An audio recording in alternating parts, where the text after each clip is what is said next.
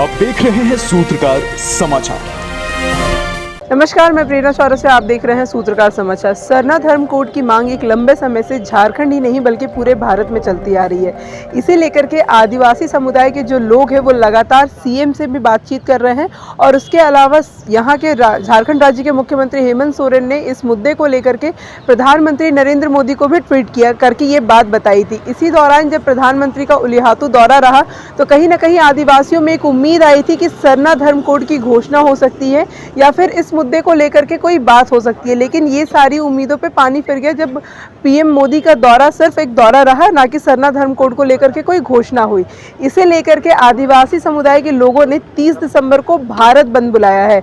इससे पहले भी उन्होंने झारखंड बंद किया था, रेल रोको अभियान चलाया था, लेकिन इस बार इन लोगों ने भारत बंद का आह्वान किया है और इन्होंने ये भी कहा है कि 2024 के चुनाव नज़दीक है और इस चुनाव में लोग बहुत सारे मुद्दों से लोगों को लुभाने का कोशिश करते हैं और अपनी वोटरों की संख्या बढ़ाने की कोशिश करते हैं। तो आदिवासियों के लिए जो इस बार सरना धर्म कोड की बात करेगा, ये सारे आदिवासी वोट उन्हीं को देंगे, क्योंकि जिस तरीके से आदिवासियों को जबरन हिंदू बनाने की कोशिश की जा रही है, ऐसे में ये लोग अपनी हक, अपने जो सरना धर्म कोड है, इसे वापस लेकर के रहेंगे।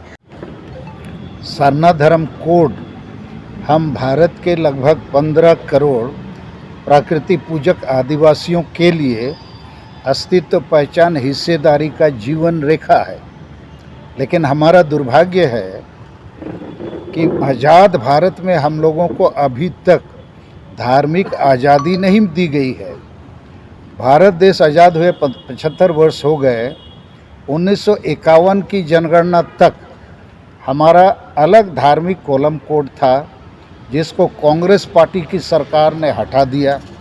अब बीजेपी और संघ वाले लोग जबरन हमको हिंदू बनाना चाहते हैं। एक प्रकार से कोई भी हम लोगों को सरना धर्म कोड धार्मिक मान्यता नहीं देना चाहते हैं, जबकि यह संविधान में मौलिक अधिकार का मामला है। अनुच्छेद 25 के तहत 2011 की जनगणना में एनी अदर कॉलम में लगभग 50 लाख आदिवासी जो अपने को हिंदू, मुसलमान, ईसाई नहीं मानते हैं, सरना धर्म लिखाया, जबकि 44 लाख केवल जैन धर्म वालों ने लिखाया। तो जैन से भी हम ज़्यादा हैं। जैन धर्म को मान्यता दी गई है तो हम सरना धर्म को क्यों नहीं दी जाएगी?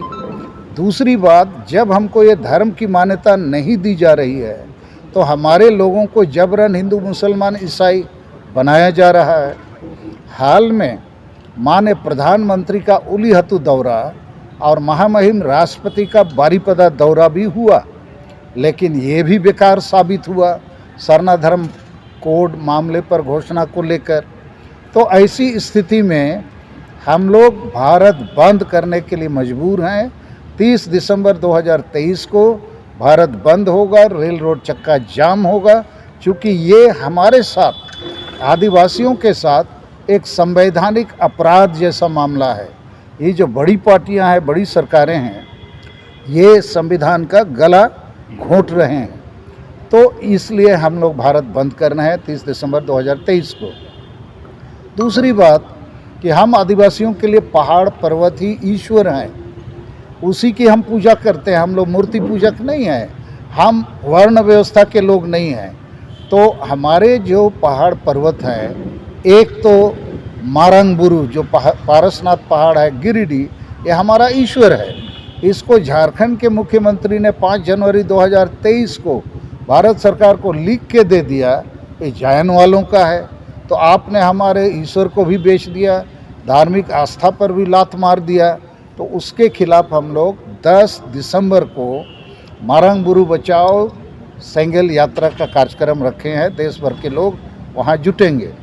दूसरा कार्यक्रम हमारा दुमका में है 22 दिसंबर को, आशा भाषा विजय दिवस।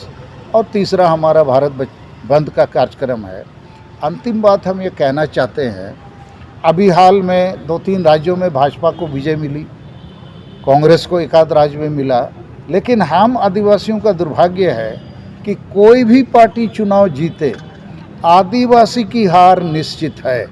75 वर्षों में बीजेपी, कांग्रेस दिल्ली में शासन कर रहे हैं, लेकिन अभी तक धार्मिक आज़ादी नहीं दिया, जो संविधान का मामला है।